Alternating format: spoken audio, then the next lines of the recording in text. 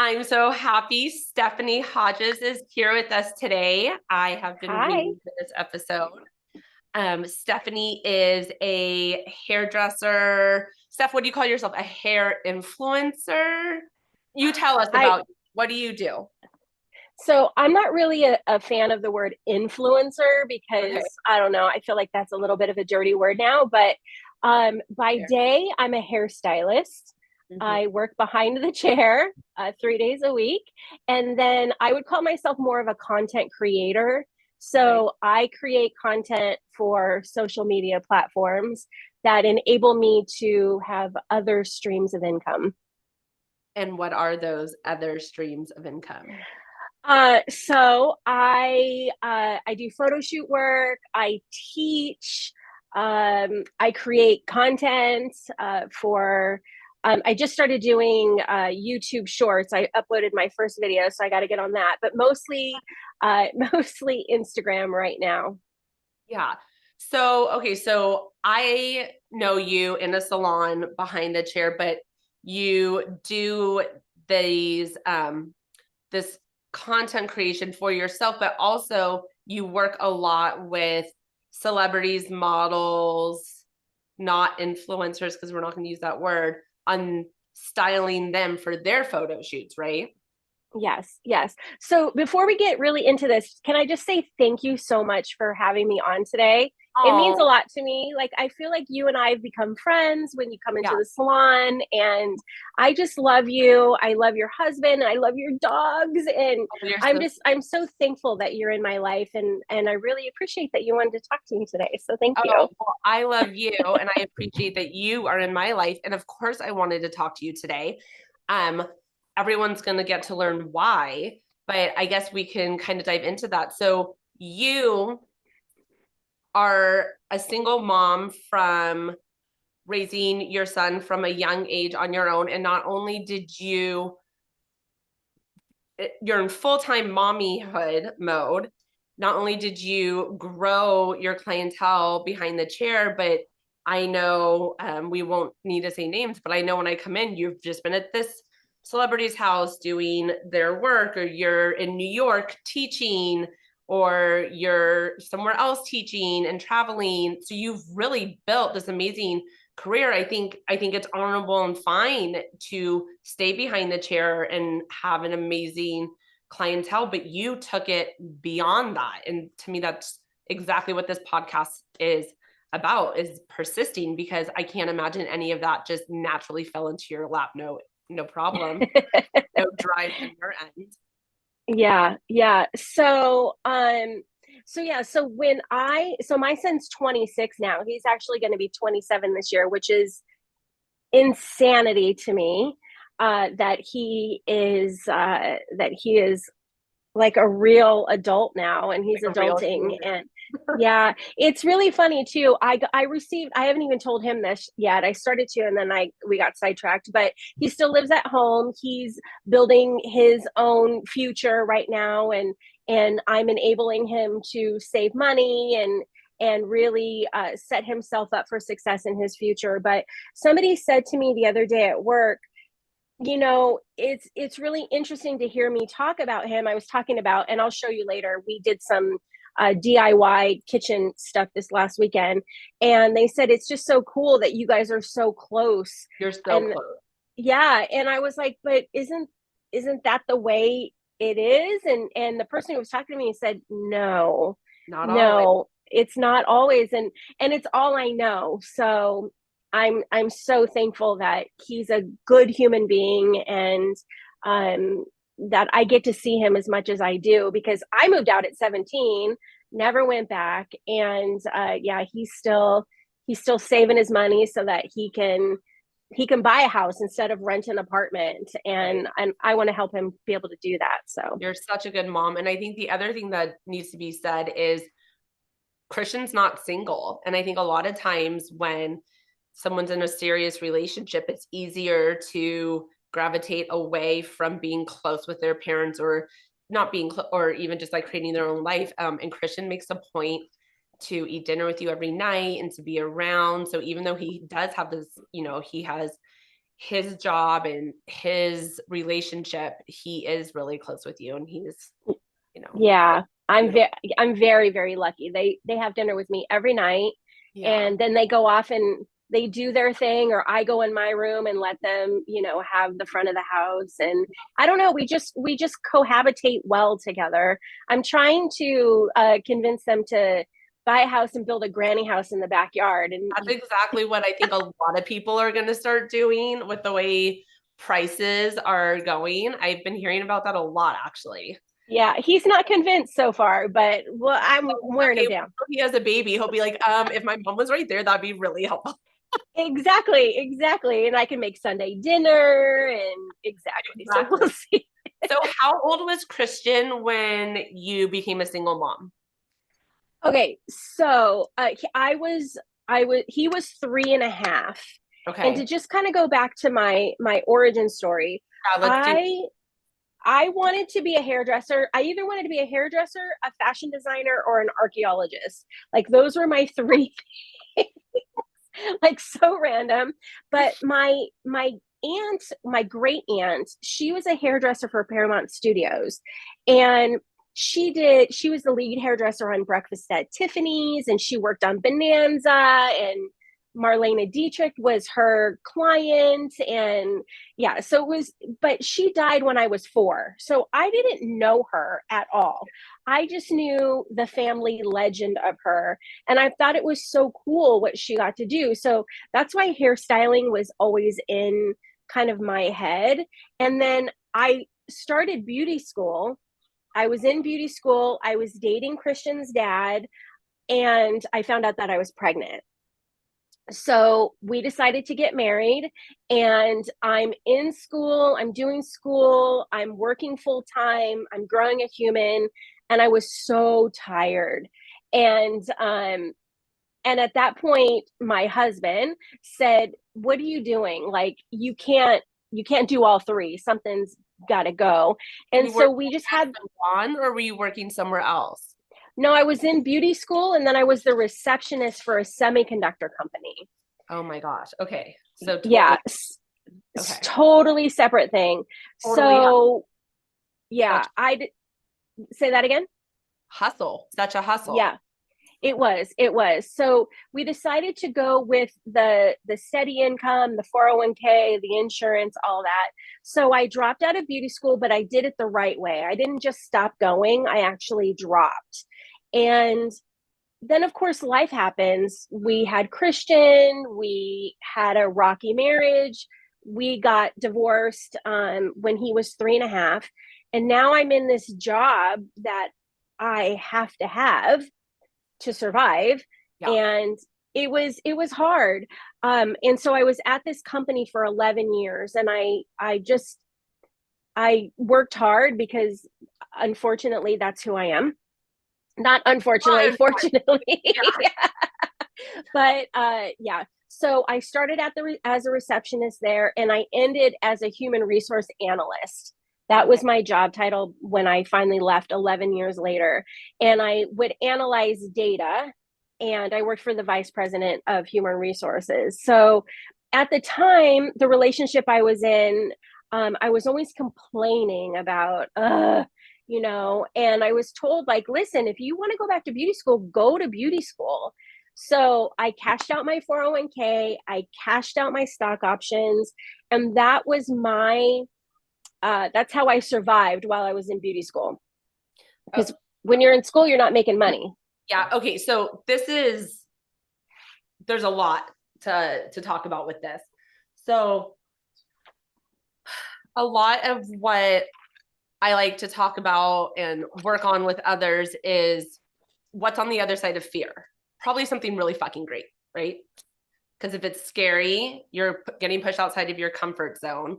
And if you're getting pushed outside of your comfort zone, you're going to grow and you're going after something that you want. So you intuitively knew you were not happy and there was something you knew that would make you happy. As a single mom of a little kid, the obvious safe choice is to just keep doing what you're doing. You're making growth in the company, you're successful, you're bringing home a paycheck, and you quit and cashed it all out and went to beauty school. That's so badass. That Well, is like, thank you. Thank you. how, It was how did, scary. yeah. So what did you do with that fear? Do you remember how you decided to follow your intuition anyways and push through the fear, and what you did with that fear? Were there a lot of tears? Was there a lot of anxiety? Were you just not looking back, like, I know I got this? How were you? Well, here's the thing. The thing is that I was in a relationship at the time, and in the middle of the relationship, in the middle of being in school, my relationship broke apart, and that's when it got scary. So when I went into school, I felt supported. I felt like it was the right move. It wasn't until the middle of school that I was suddenly alone. And then that's when it got scared. So I got scared. So I think that in hindsight, it was actually better that it worked that way, because I had the courage to be able to take this step and feel like I was going to be okay. It wasn't until, like I said, halfway through school that I was suddenly living alone just with Christian, and then I had to really figure it out. You Really, didn't quit. no, I didn't And I'm quit. sorry, when I hear beauty school dropout, I'm just Grease.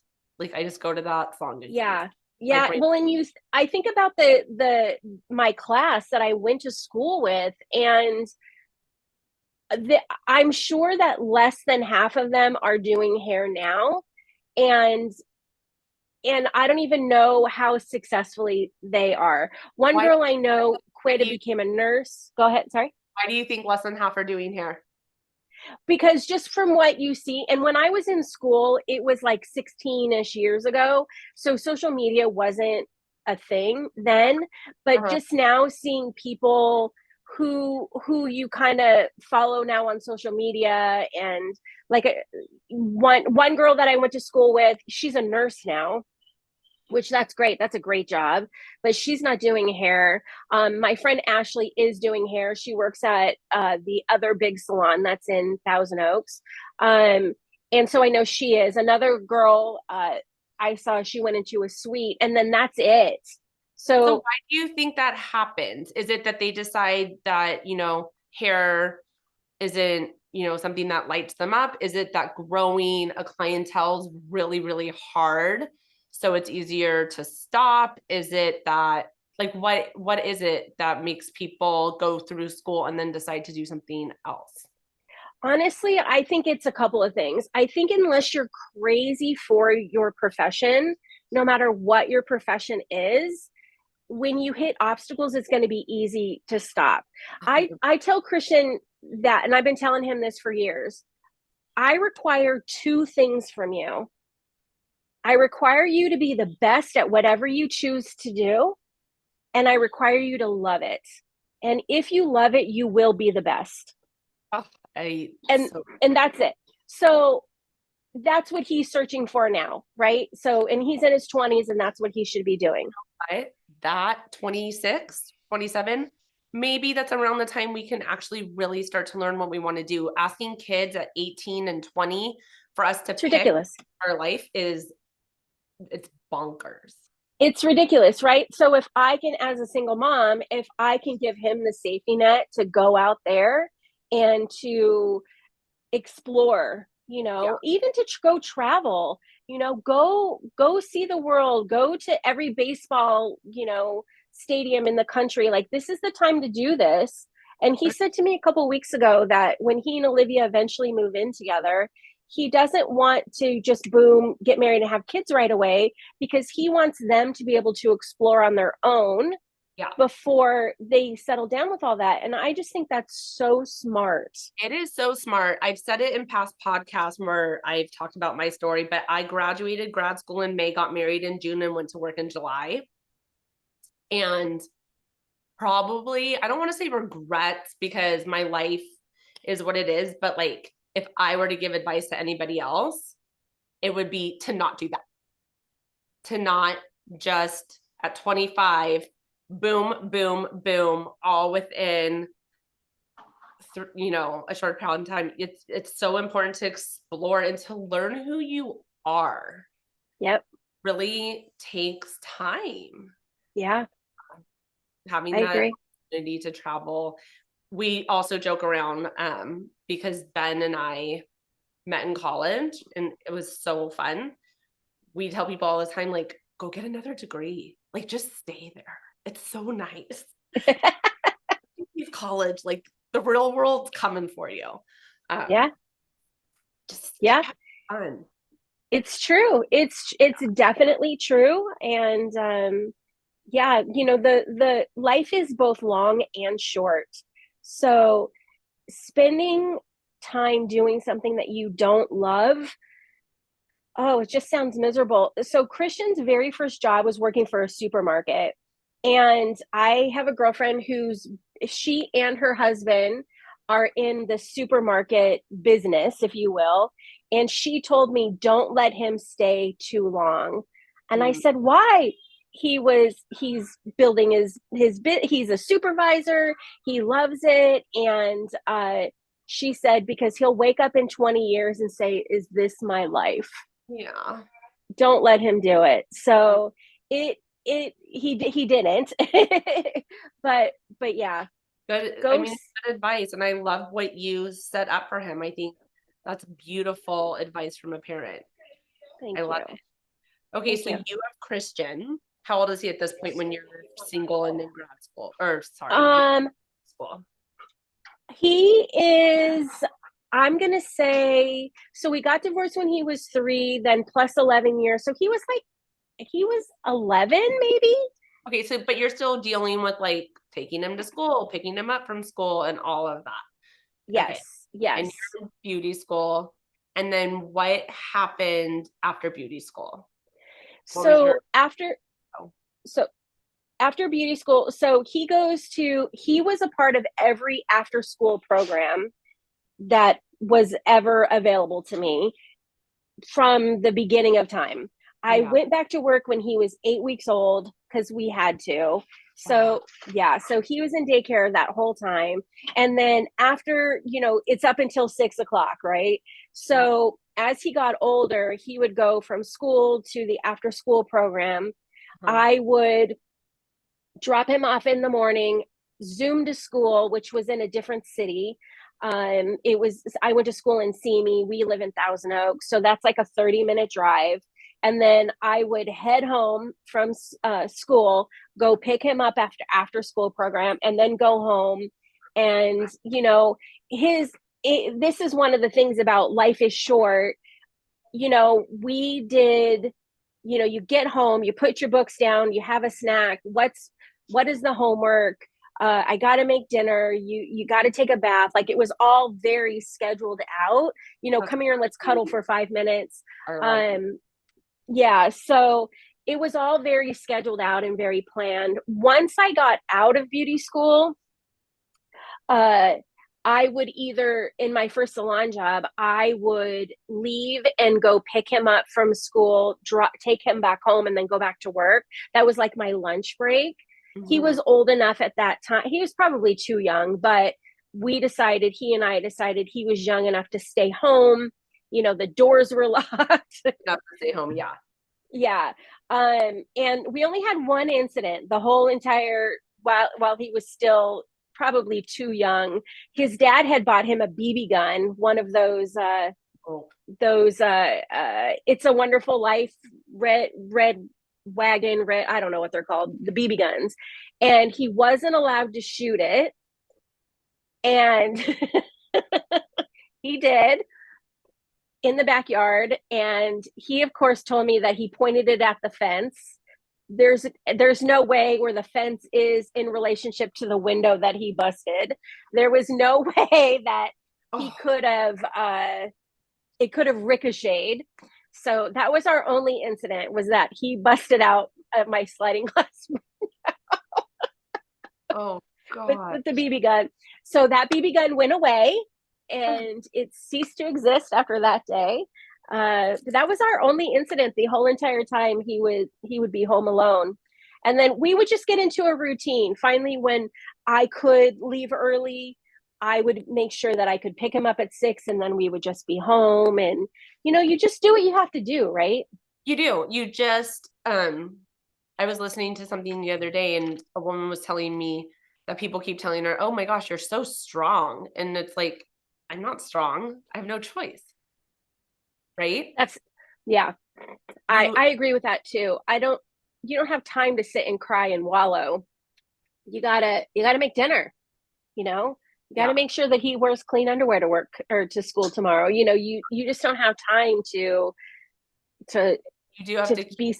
going. Yeah, Have to yeah, keep Okay, so you're kind of in the thick of it and now you have to build this career, right? Because so after beauty school, is that when you do when you like temp for someone else, or was that during beauty school?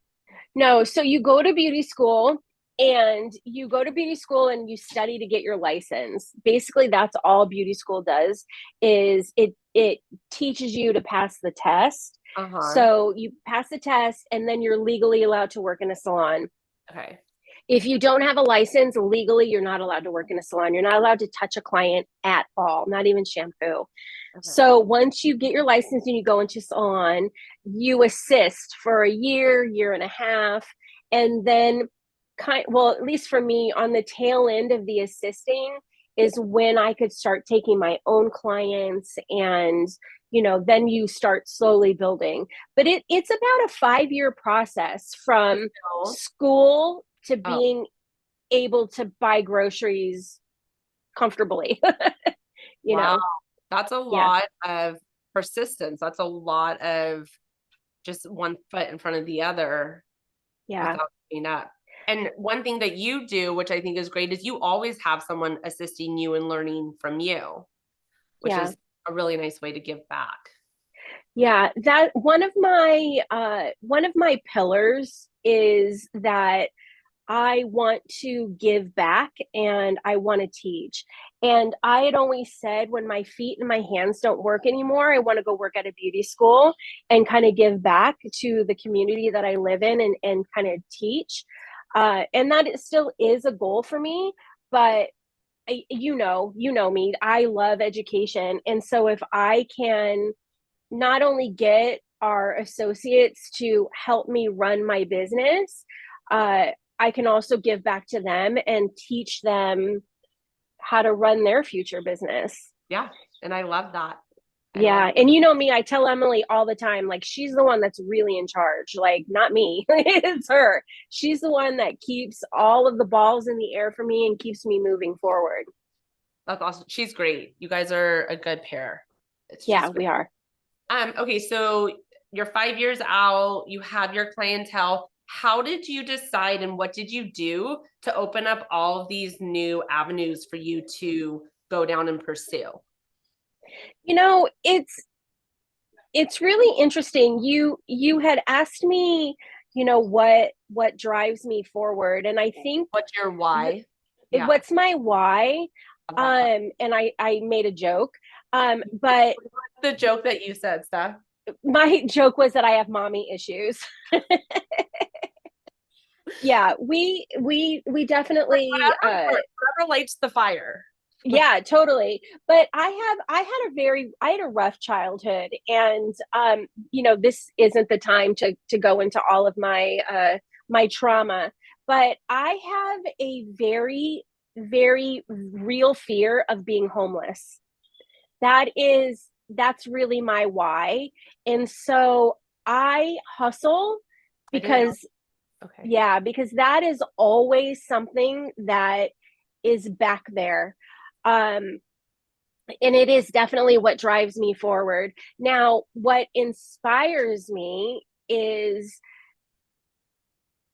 I don't know, I think if I'm analyzing myself and saying that I'm a go-getter, I think my fear of being idle is what pushes me forward, and with that homelessness back here. So if I keep moving and I keep moving, then that can't happen, and that's farther and farther back for me. um And so I would say yes to things. I would say yes to everything. And that's how I got opportunities, because somebody would say, "Hey, hey, I'm creating photos because I'm starting a podcast. Do you want to come to my house and do my hair?" Wait, did that happen? Yeah. And I said yes. Thank God. Right? So it's those little opportunities.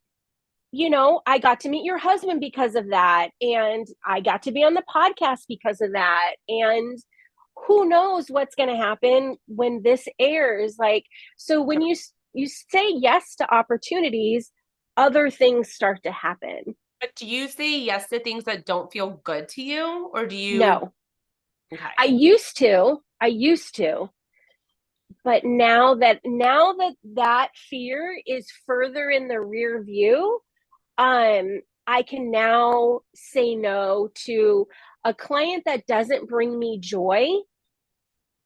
I i try to get rid of them as soon as possible.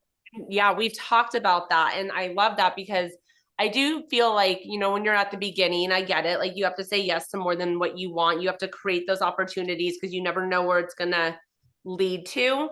But once you're more established or you're really, really clear on who you are or what you want, the no's are so important because they allow more of the yeses to come through.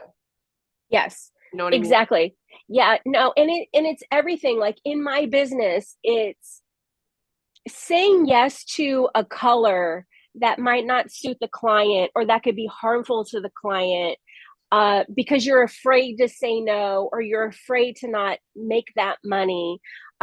Saying yes to a client that hurts your soul because that $100 means the world to you.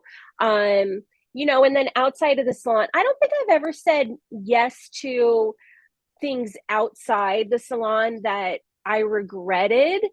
I mean, I'm sure that I have, but nothing's like coming There's to been a mind. recent situation, and we don't need to go into specifics because I know there's some confidentiality there, but you were doing something that didn't feel great and you really quickly like rearranged your boundaries. I know you're still working in certain situations, but I feel like you really quickly took like an inner pull of how you were feeling and then made it feel better for you, which I think is it's critical. But I feel like in order to be able to do that, you really have to know who you are and what does make you feel good and not good, and then you have to honor that, and sometimes that's really scary. It's scary and it's hard sometimes because you have to, it goes back into trusting yourself. Yeah. One thing about me is that I am severely self reflective. So if there is a conflict or a situation, I'm going to overanalyze it, and I'm going to figure out my part in it before I ever speak it into the universe. Because sometimes it's just us. Sometimes we're grumpy, or we had a bad Fearful. morning. The dog pooped on the carpet, and yeah, Yeah. just set us off. Mm-hmm. So I always look back and reflect. And sometimes I do need to adjust my boundaries. And then sometimes I also go, okay, Steph, this is you. This is just you being you right now. If this is still bothering you tomorrow, then you're going to say something. In the situation that you're talking about, I feel good about where I'm going with the boundaries. Um, and I'm still fine tuning them just a little bit. Yeah. Uh, but I think that's life, right? You have to give yourself permission to readjust as you go forward. Constant pivot. Constant pivot, especially post pandemic. Like Yeah. I feel like you have to be able to not be married to something and to rearrange it so you can adjust to the climate, to what's going on. I Yeah. think it's really important. Um, you were just saying something and it made me think of something, but I can't remember now, which is a constant with my brain is forgetting something. I don't know. Um, It'll come to you. you know what? It doesn't. It used to. And then like once I hit 36, 37 and on, once it's gone, it's gone. Oh, wow. It's gone. Yeah, no. That leads into my whole like hormone panel and then my food allergy testing that I've been doing. Because I'm like, where is it going? Yeah, it's great. Um, okay, so you started saying yes to things, and then how did you know you wanted to teach? Did you know you wanted to be a content creator, or you just found this path and then started being like, I love this, I want to do more of this, I put myself out there? Did you market yourself? Was it word of mouth? Like, how did this all come about for you? Okay, so here's a funny story. So I'm working behind the chair, and I had I had a really great mentor when I started working at Clio's. I feel like Clio taught me to dream bigger than I had thought I could dream before. She's amazing. She's truly amazing. You, your mentor? She is not. She retired, and Tara and Denise bought the salon. Tara is a great, I would consider her a mentor as well, even though she's younger than me. She's somebody that I can really bounce things off of, and she gives me sage advice every single time, and she's always telling me, honor yourself, honor your boundaries. Like, we need people like that in our lives. Like, am I crazy for wanting this? And and she gives it to me straight.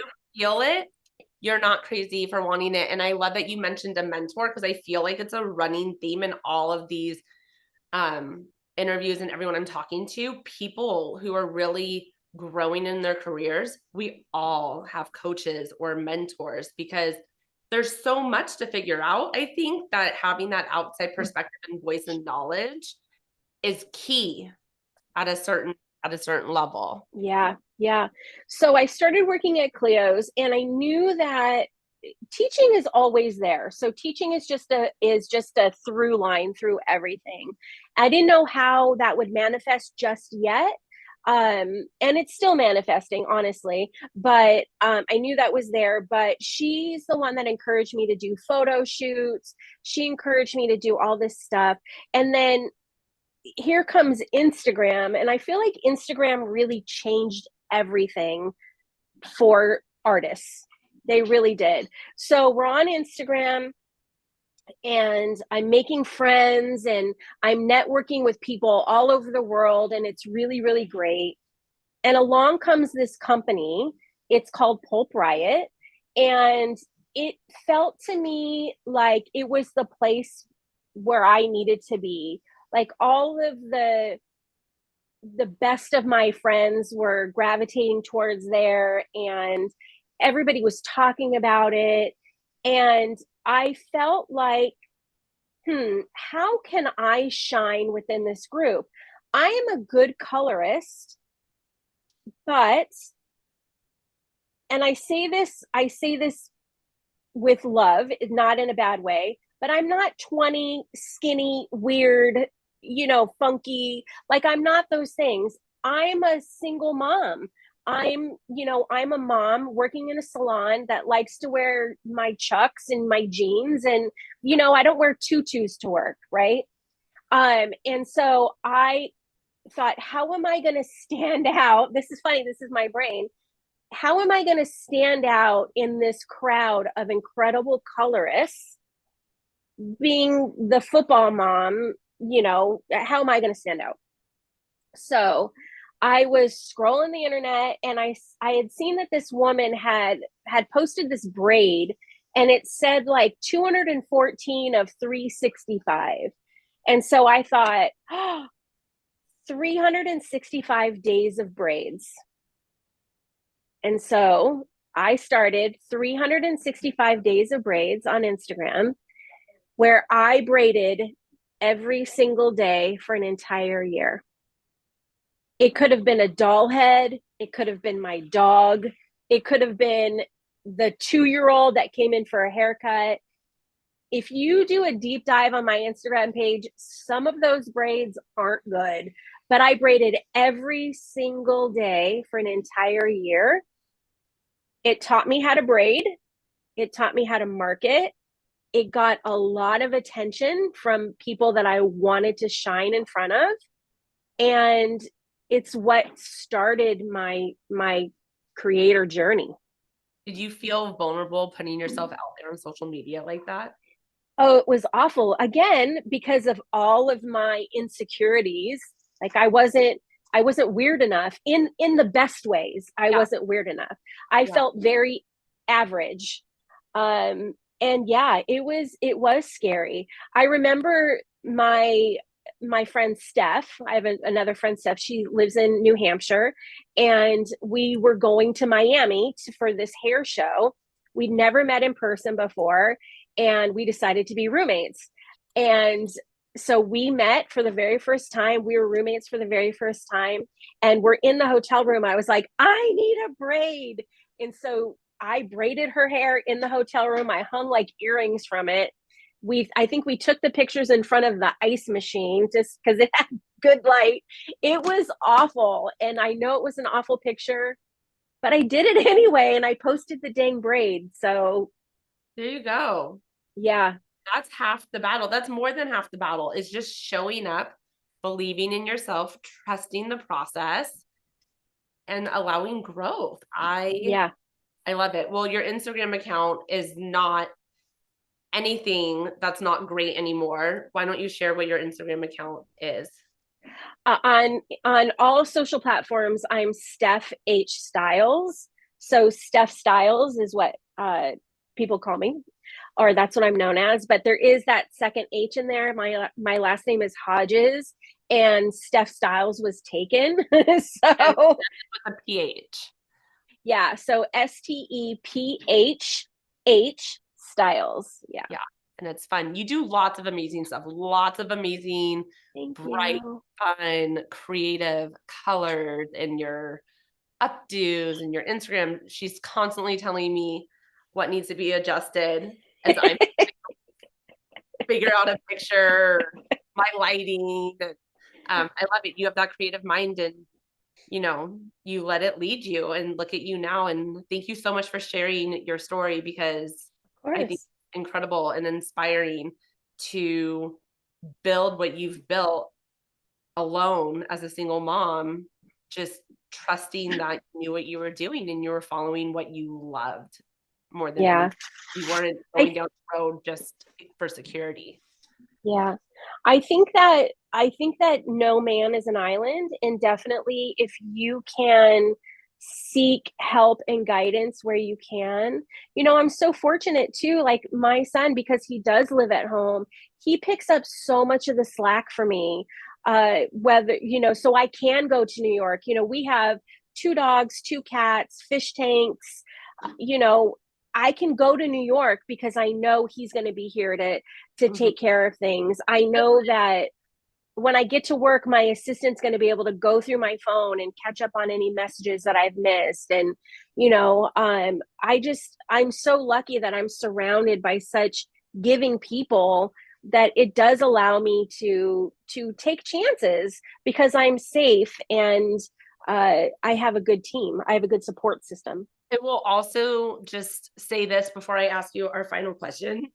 You are one of the most authentic, genuine, giving people. I met you and I instantly fell in love with you because of who you are. I mean, I think back to when Sydney had a dance concert and I was like, I don't know how to do a dance, or it's button and this and that. You gave me, you're like, here, take it. These are all the supplies you need. FaceTime me the morning of, I'm like showing you her braid or her bun, just cut like, and you're just consistently like that. You're very consistent in who you are, and to know you is to love you. So Oh, thank you. well, Thank you for being thank such you. a human. Oh, well, thank you for that means a lot to me. Thank you. It's my pleasure, my pleasure. And if you get into my wheelhouse, I only say I'm either going to inspire you or annoy you. It's usually one or the Well, I've never been annoyed. So Steph, you gave some really great advice to Christian earlier. If for anybody listening who's starting out or in a really hard time in their career, what advice would you would you give? What's been important for you on your journey? I think that a couple of things. Find someone that, especially in hairdressing, if you're going to start an assisting program, don't just settle for the first person that offers you the job. Find somebody that can inspire you, that has the same mindset as you do, so that they can be guiding you on the path that you want to be on. So find your people, uh, and I had a boss once. This was, gosh, I was in my early 20s, and he said to me, they can just kill you, they can't eat you. And I was like, what? But it's true, right? Like, what's the worst thing that can happen if you just take the chance? I know it's the most random thing anybody's ever said to me, but it just jump off the cliff, just take the chance. you Yeah. know if you don't catch yourself, somebody else will catch you. And if you have good people surrounding you, they won't let you fail. I love it. Thank you. Yeah, of course. Thank you. I I'm hope I so, answered everything. yeah, you did great. It was awesome. Yay. All right. Okay. Thanks, Steph. Thank you. Bye. Bye.